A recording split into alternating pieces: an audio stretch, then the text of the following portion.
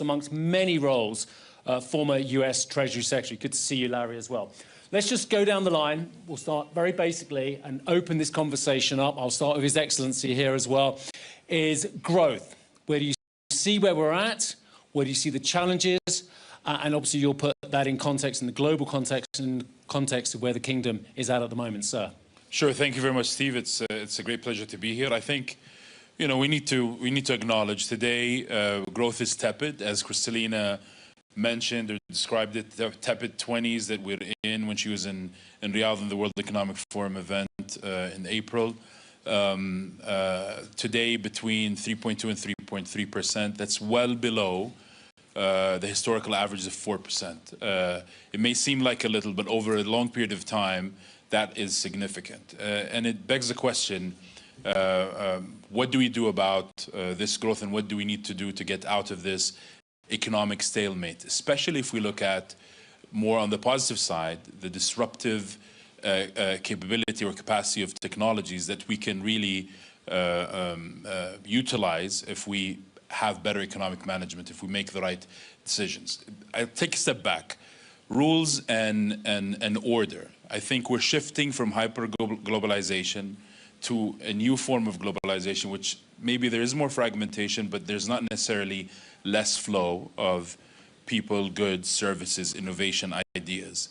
The sooner we know what that looks like, the more clear it'll be what the pathways for growth are going to be. And I think that's important. Maybe we need to be proactive, preempt, start working on these rules, what they look like, and try to build that future consistently and stubbornly, and try to understand it before we have to react to it, especially these days.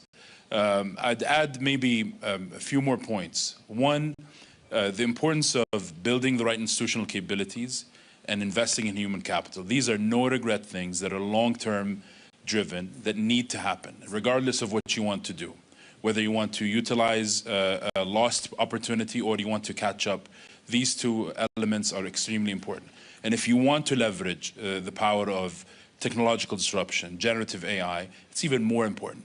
The more institutionally capable you are, the more the people in your economy and society are ready and more active and more, I'd say, not considered idle capacity, the better you are in a position to leverage and not be left behind. It's important in generative AI, for example, to not just invest, not just to be part of the value chain, but to be a power user. And the more you're a power user, the better value you'll get from technology, but the more talent and innovative momentum you can attract to your economy and to your society. And that's absolutely important.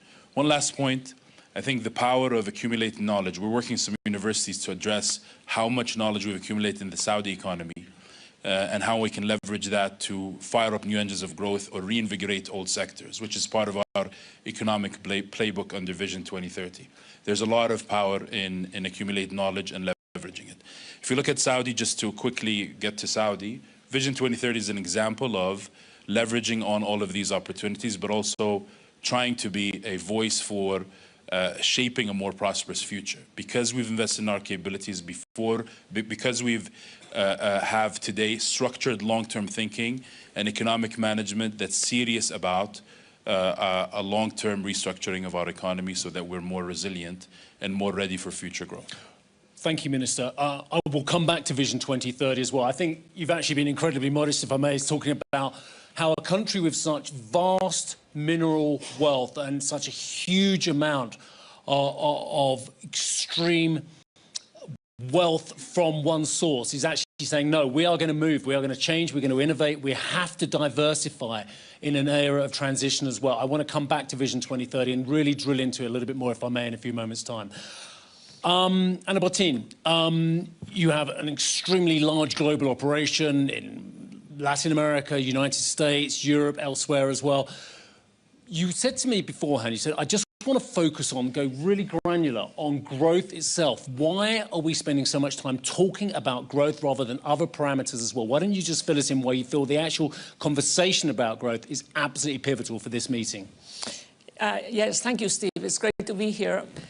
Well, the bottom line is that growth is not an abstraction. It is literally an accelerating growth, actually. It's really at the base of our future prosperity and stability.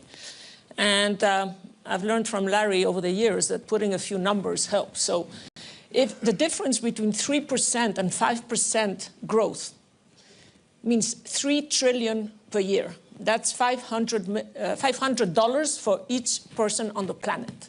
That's a huge amount of money that would allow us to pay down debt faster, would allow us to reduce inequality, would allow us to innovate more. So again, this is not an abstraction. It's really the basis of prosperity and stability.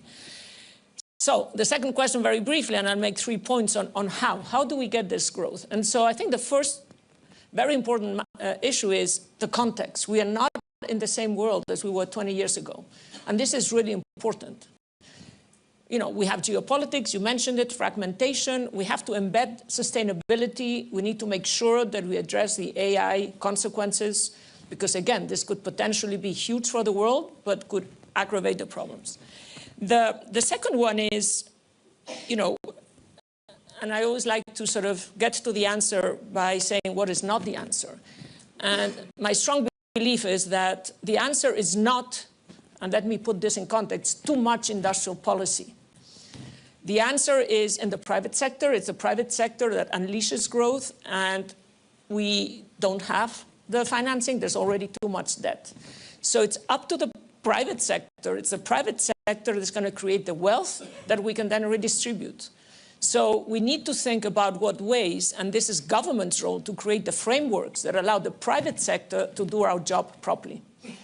Without going into much more, let me just say 2 things. One is productivity. Obviously, that's the answer, and Draghi said it in his report, and we all know that. But there's another one which is really important, which is, and I say, let's take a pause on regulation and supervision, because that is constraining growth big time. So that would be, in a nutshell, and obviously each one of these points has a lot in itself, how I would think about the why it's important, big numbers, big impact, and how we should address it in today's context, which I think is also crucial. And we'll come back to a lot of those points, especially about the role of government industrial policy, especially here in Europe, because the thing I'm hearing already here in Davos, and I'll make no bones about it, is Europe, this is the time. It is not Trump we need to look at. It is actually we need to look at why we're not doing the same, why we haven't created a Doge, where the Doge comes up with billions or trillions of dollars worth of efficiency savings or not. It's Europe where we need to be looking at that, not necessarily in the United States. Adina Freeman, you represent an organization which is all about growth. It's all about fostering growth. It's about taking those small companies and making them enormous. There are legions of famous American companies that have grown up on the NASDAQ as well. Growth is in the center of your DNA. True. So thank you for that, and thank you for being here. I do agree that the nature of NASDAQ and the companies that list on NASDAQ are those that are driving the future of the economy, and therefore they are responsible for driving growth across economies around the world. But I would look at it, I would say that growth is such an important topic, and something that we need every government, every element of government and private sector need to be focused on. And I think Anna did a nice job of saying why it's so important. It opens job opportunities. It lifts all boats. We know that. And it also does create stability. And I think that's something that we really have to focus on. And it does not happen by accident. That's the other thing, is I think that people think, you know, there are a lot of policies out there that actually inhibit growth, and the fact we're having 3.3% growth is in a way despite of some of the general approach that governments take. So I look at it as there's so many elements of a system that defines and therefore fosters growth. You have to have an educational system, as we talked about, that allows people to unleash their human potential. You have to have an educational system also that really focuses on innovation and creativity, because I think that is actually a foundation of the future, you know, in terms of unleashing that human potential to think about the future in new ways and to drive growth. Having the rule of law is critically important to support and protect companies and protect people as they bring those ideas forward, and make sure that they have strong protections. And at the same time, having an innovation ecosystem that allows for those innovators to raise capital successfully in multiple stages of their lives. So the very earliest stage all the way up until they're the largest companies. And that funding ecosystem is critically important. But then on top of that, so that's all done within, I would say, a cultural norm that starts to become self-fulfilling. On top of that, then you have to have government policies. And I think, as we've talked about, regulation is a huge element of government policies that can either foster or inhibit growth. Tax policies, the stick and the carrot, right, in terms of inhibiting and fostering certain types of growth. How do you want to take your economy forward? How do you want to unleash the greatest assets you have within your country and make sure that they're used to their fullest potential? And then, of course, then also a global ecosystem. And I'm a huge believer in global capital flows in a global economy. I think globality has been a growth driver for the world. Now we are entering into a new phase of what that looks like in terms of maybe more bilateral agreements, bilateral relationships. Well, still, though, connecting the world together with capital, with ideas, with innovation, and the next generation of innovation, I think, is going to be what continues to drive growth. Adina, that was almost Trumpian, talking about bilateral organized rather than multilateral. On a day when we're seeing executive orders flying off the shelves about WHO, about COP or what have you, but yeah, bilateral is the way forward. We know that that's how the administration is going to want to deal going forward as well. I'll come back to that and talk, again, tax policies, global ecosystem. I feel you want to talk about Trump, but you're just not going there necessarily on that answer. Larry, we've talked already about how we're slow, and Anna made the great stats about every percentage of growth makes trillions of dollars worth of difference. But have we just been complacent? Have we been flattered this century? The stat is, since 2000 to 2019, I'm not ignoring you lot, by the way, sorry. I just happened to face this way. Between 2000 and 2019, we grew at 3.7%. Last year, we grew at 3.3%. But come on, you can only industrialize once. China can only grow at 10% and then slow down once. Larry, is it just inevitable that growth has to slow down when you see these amazing, huge emerging economies slow down themselves? They become more mature. There's plenty who could follow China. But here's the big thing. I've been doing this for 45 years now. There hasn't been a moment when the technological possibilities ahead of the world have been as bright as they are today. Solar energy, considerably cheaper than fossil fuels, down tenfold over the last decade. The possibility that in the life sciences, we're going to get into a world where we see a thing like Wegovy and the semi-glucotides, a miracle drug, a new one, every couple of years. And artificial intelligence, I believe artificial intelligence will ultimately be to the internet as the computer was to the calculator. So it is a moment of stunning technological possibility. That does not mean that it's all automatically going to be okay. The 20s were a moment of stunning technological possibility with synthetic fabrics, with the automobile, with widespread electrification. And what followed the 20s wasn't great. So it is a moment of epic challenge for governments in my country and for governments everywhere. And I suggest just 3 or 4 things very quickly that are important. First, with all that opportunity, capital should not be flowing heavily into government debt as an alternative to all that fantastic investment. And 6 of the 7 G7 countries now have debt to GDP ratios above 100%. And in my country, it is not. It is further from being on a sustainable path than any time probably in history, because it is unsustainable at a time when we're at full employment. The debts have to be controlled. The system has to be made legitimate and to work for everybody. That wasn't happening. That's what you're seeing in the elections in almost every country. But just because we changed what was doesn't mean it's automatically going to be okay. Finding the formulas that create an inclusive prosperity is going to be essential. Two other things. No country is going to succeed without teammates in the global economy.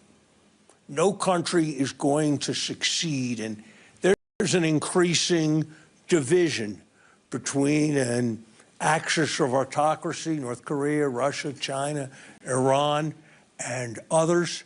And if our strategy starts from alienating those who've been traditionally close to us, I wonder what the consequences of that strategy will be.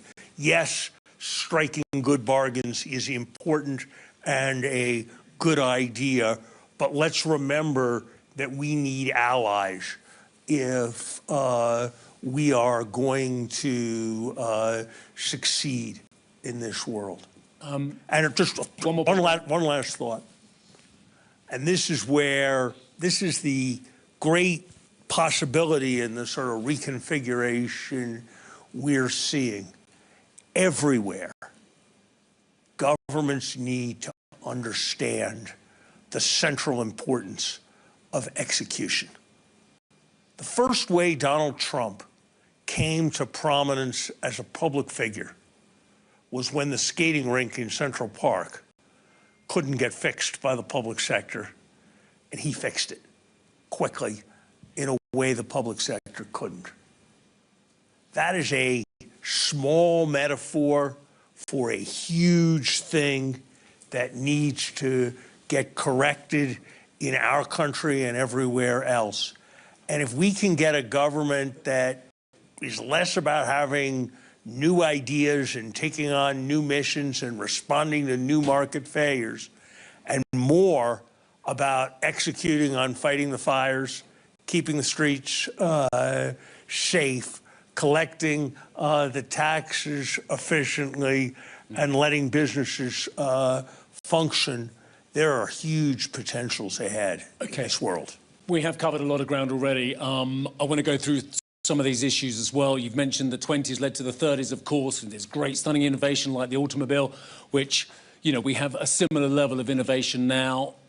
Actually, Larry, I'll come back to you just quickly on this one as well.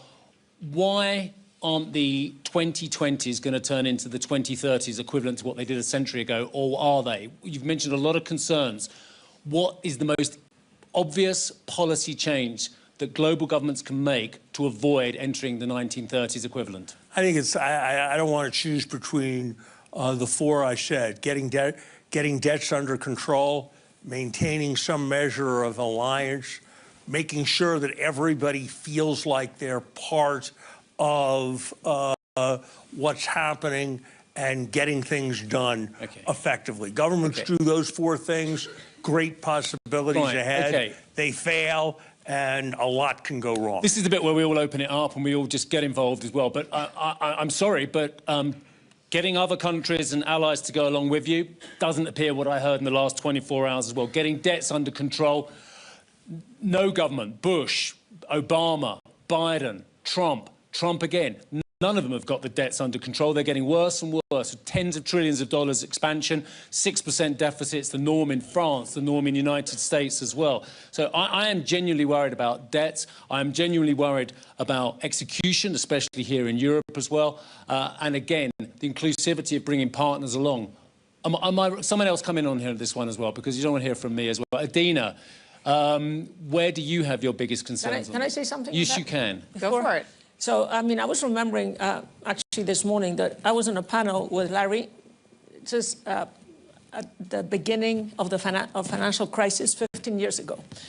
And one of the key points, and I don't remember exactly the context of the panel, but, you know, thinking about this idea that what is it we need to get growth going, and growth going in the right way with redistribution, thinking about what AI means. And by the way, Larry made a great comment. I asked him, how do you see AI? And one of the things he said, is this something like, you know, the new computer? And he said, no, this is one of three eras in history We had the agricultural revolution, the industrial revolution, and this is the third, right? So it's incredibly important we get growth and we get growth the right way. And so, as I said before, I think governments need to give the frameworks. But industrial policy, you know what, even if you like that, we don't have money for that. Again, he just made a point. And in that panel, I used something which I call the four-legged stool. And allow me, as a European and financial sector, to make the point that the four-legged stool consists of fiscal, monetary policy, structural reforms, obviously there's a lot in there, and yes, the financial sector. Mm-hmm. Who is the best allocator of resources? It's the market. It's either capital markets, and by the way, in Europe, 90% of all credit to SMEs comes from banks, because we do not have a capital markets union. In the US, you have capital markets, and so how can we unleash the financial sector to better distribute these investments? But Anna, it's a single crucial. market only in name, isn't it? Yeah, but look at what Andrea Ochel's trying to do over in Germany as well. They don't want to know over in Germany. They don't want a single market for banking. CMU, there was a Brit, Lord John Hill, when we were in the EU, by the way, many years ago, who tried to push forward CMU. He was making great strides. We still don't have CMU.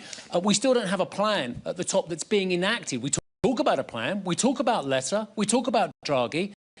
What's going wrong in Europe, Anna? And we've got 10 minutes for that. No, you've got 2 minutes to answer what's going on in Europe. Again, let me tell you what we are not. We are not, respectfully to Larry, a museum.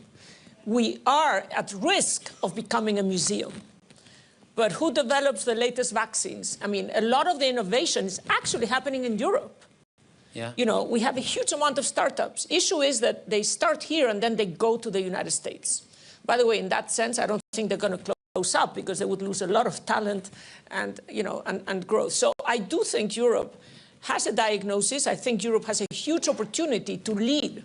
We're still 5% of the population and 20% of the economy, so we haven't done so badly. And the trick is, and I agree, we're at the crossroads where we can either take the right side, and again, don't think about politics, but I always say Europe has a range of options in economy where we get it right and we can do great. Yeah, and so, well, we don't just, Americans innovate, we don't just regulate. You're saying we innovate, then the Americans take those companies over. But we're starting to understand that. And, you know, the president of the commission just announced an omnibus simplification. I applaud that. There is much more we can do. I said at the conference that we had in November, let's take a pause on regulation and supervision. By the way, this is not different from what the American government wants to do.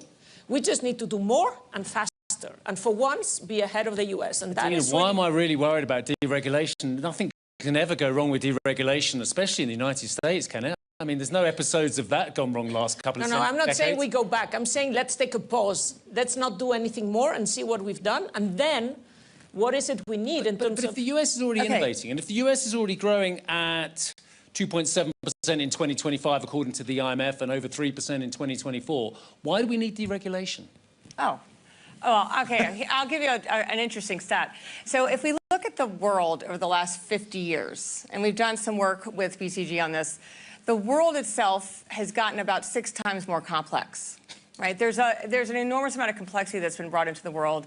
And that complexity is both, you know, it can be geopolitical complexity, it can be technological complexity, it's a lot of complexity. But complicatedness, which means how do we process that complexity and drive actual processes and drive actual practices, has grown 35 times in the last 50 years. So 6 times more complex, 35 times more complicated.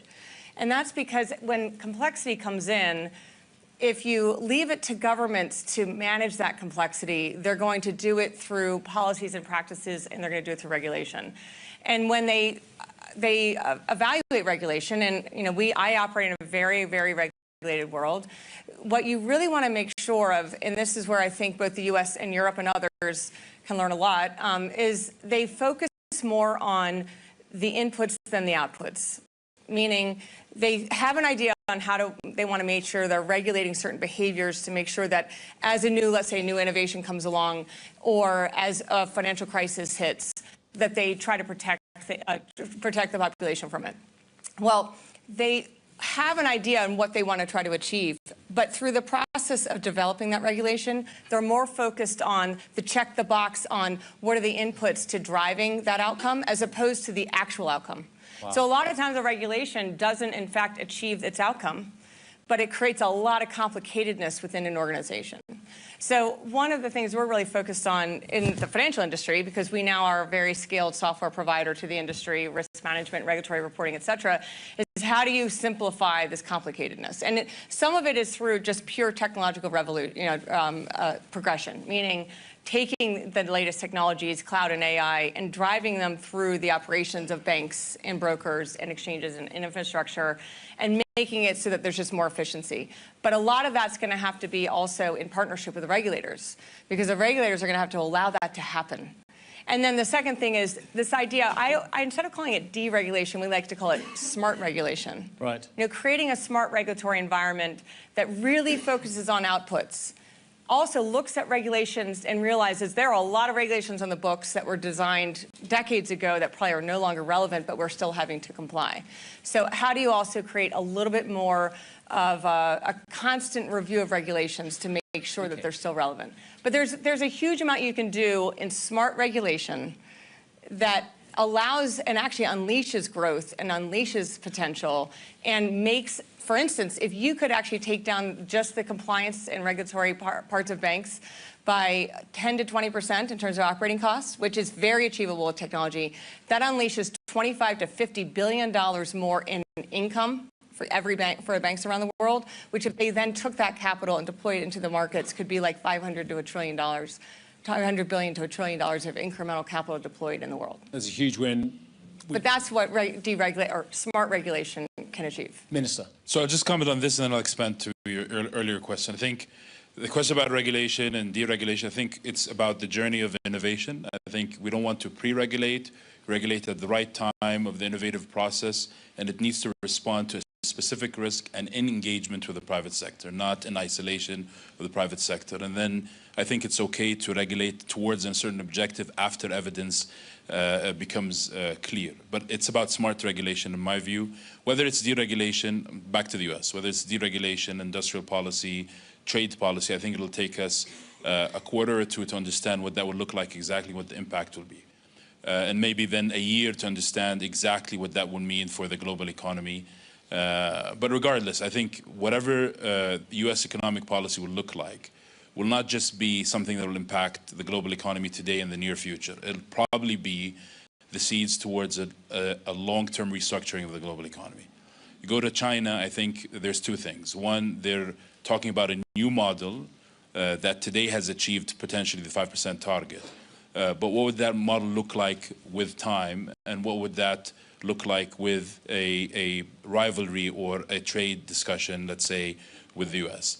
If you go to Europe, and I'm not an expert, I'm just saying, I think whatever Europe's in today, we should not dismiss the power of the accumulated knowledge in the European economy that can, with the right economic management, come back and be activated. And that's something we need to consider when we talk about future of growth. I'll talk a little bit about probably what we need to get out of tepid growth to a better profile, let's say. We need intrepid leadership. And by that we mean bold leadership that's inclusive, disruptive, but constructive, a long-term, really attached to the long-term horizon, but actioning as of today. If you look at Vision 2030 in Saudi Arabia, that's an example of that bold leadership that has led us to plan with confidence, deliver with optimism, but also manage with prudence. The whole objective of Vision 2030 is to detach our economy from, Saudi Arabia's economy from relying or having to rely on oil inflows and diversify our economy. We've made a lot of progress there. We're closing the year at 3.9%. We expect 25 for non-oil growth. We expect 2025 to be 4.8% and 2026 to be around 6.2%. But that's just GDP, which doesn't tell you everything. We're laying a foundation for a more diversified, productivity-led economic growth story. And the second priority is unlocking the full potential of human capital. That's what really is the long-term, I'd say, play. And here again, institutional capabilities, more capable governments, a more dynamic private sector, a more engaged third sector is going to be useful. And we need to get some questions out of the way as a global economy as well. Ask you, time is of the essence. Are you worried about debt accumulation at a time when the budget needs $90 a barrel plus, the current oil price is significantly lower than that with discounts to Asian buyers as well? Are you in a race against time, given the fact that Larry was saying debt accumulation is one of the big concerns he has? Look, it's about managing with prudence, and for the first time, the Kingdom, under Vision 2030, went from short-term planning to medium-term fiscal frameworks to long-term fiscal planning. And the name of the game is maintaining that long-term view, but having the agility to revise. I'll go back to what Adina said, something I mentioned yesterday, leveraging your assets and capabilities for the optimal return in the long term, keeping in mind the big picture and what future generations need is what's driving Vision 2030 and our momentum behind it. And one of the things that I think, first of all, just notice the GDP growth that he just mentioned, right? The rest of the world would like that. But one of the things that I find most compelling about how they established Vision 2030 was they focused on KPIs from the very, very beginning. I mean, governments in general, if we could actually have industrial policy that focused on true KPIs and kind of how do we actually drive to the outcome and stay focused on the outcome and make sure all the activity and action is driven towards achieving that outcome. I think that there's so much that the public sector can learn. That is obviously how the great private sector companies operate, but it is seeing an entire country choose an approach like that and having every single person you go to and talk to in the Kingdom knows those KPIs. I mean, it's been propagated across the entire population. I think it would be an amazing enabler for other developed countries to be able to drive that and bring their people with them down that journey. I'm going to bring Larry in next. Just to put you on notice, think of a couple of questions. I'm going to literally get 2 or 3 in as well, and they will be short as well if you can. So just putting you on notice for questions as well. Larry Summers.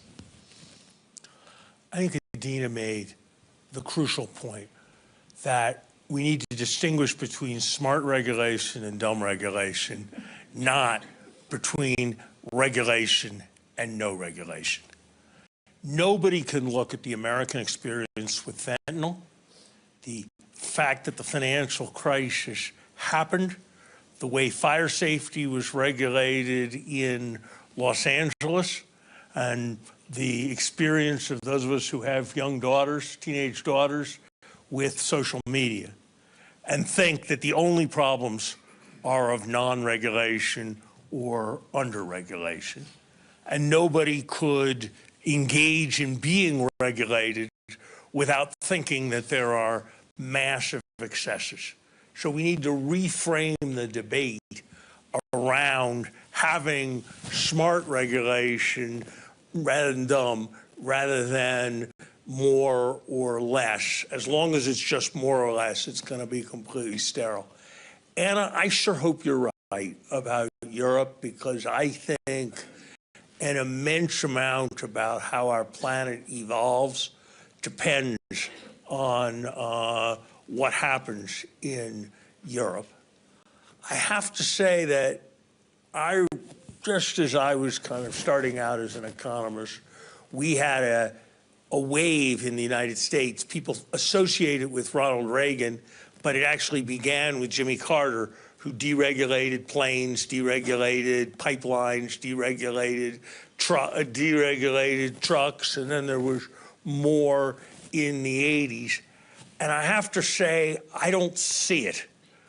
I don't see anything that looks like the United States major deregulation force in Europe right now. And until I do, I suspect that there's going to be a Lagarde report 6 years from now that's going to sound sort of like the Draghi report.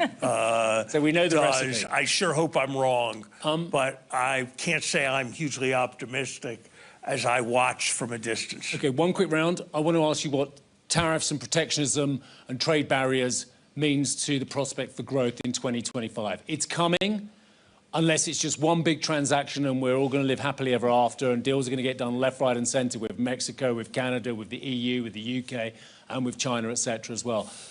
First of all, with you, Minister, as well, what does the oncoming onset of tariffs and more protectionism mean for growth in your domain? Well, Steve, I think it's about what this new form of globalization will look like. As far as the U.S. new economic policy will have to be... Deglobalization. Well, less than hyper-globalization. Let me put it this way, different than hyper-globalization, but still we see an increase, a continuous increase in flows. I think we'll have to understand what the U.S. Final policy will look like and understand its impact.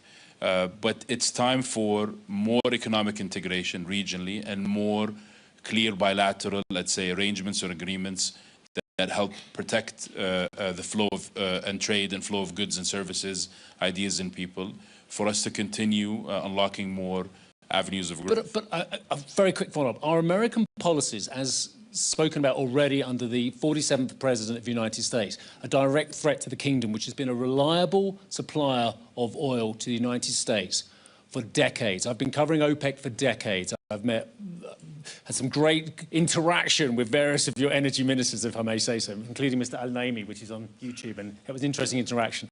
And but given that you've been a reliable partner, is it a direct threat to the kingdom? So the kingdom is more integrated in the global economy.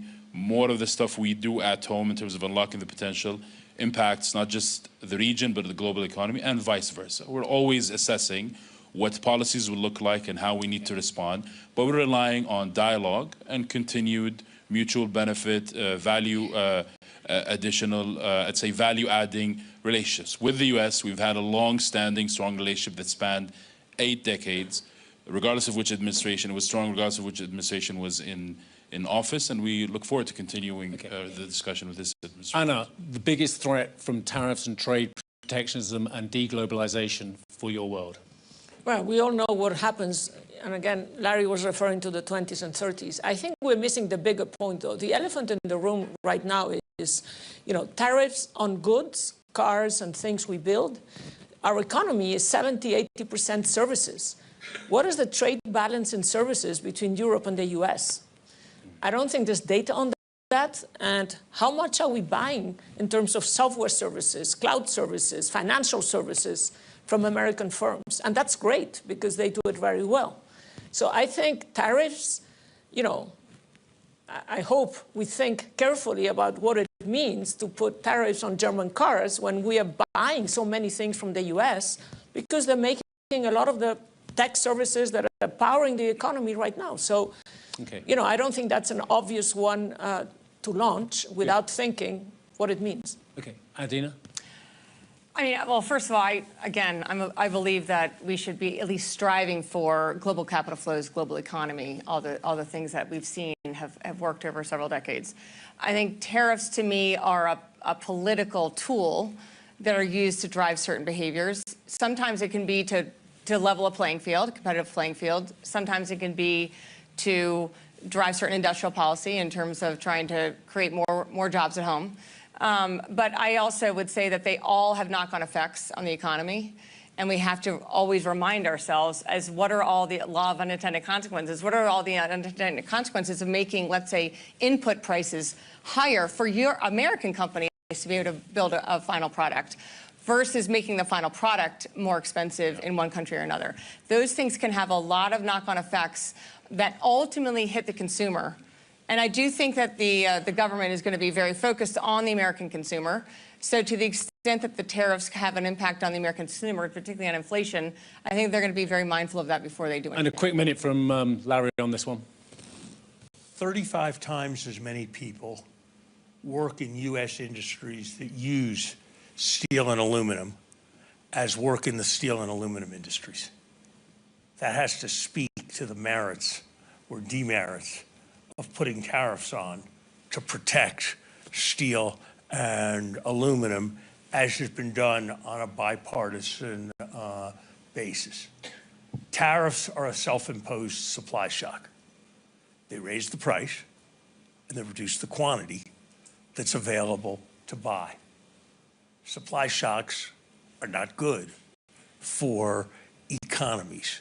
Yes, there's bargaining. Yes, there's certain circumstances involving national defense, but economists are famous for disagreeing on things, but I think there is no proposition that would command more universal agreement across the economics profession than the idea that the sustained application of broad-based tariffs apart from particular purpose is not likely to be economically positive. Thanks, Larry.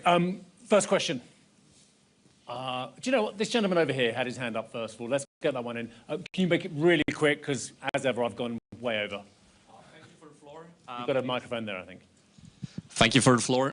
My name is Lucas Kistler. I'm a global shaper, politician and architect representing the Davos Hub. My question would be how to decouple economic growth from resource exploitation and carbon emissions. Okay, who wants to pick up on that one? How do we decouple economic growth from clean technology? Innovation's the answer. Clean technology is the only answer to that question, and it looks far more possible today than it did 10 years ago. Okay. No, I was talking in the context of Saudi. I mean, it's diversifying our sources of growth, having to rely on more than one channel that brings that flow from more than one exported product. We have the resources and the assets and capabilities to advance our industrial complex so we can export more competitively, direct our incentives towards a more competitive set of non-oil exports, and then put in some fiscal measures that really shield our economy from relying on a single commodity price as we transition from one structure to another, which kind of we are in the middle of at the moment. Very smart regulation, and let the market do the transition.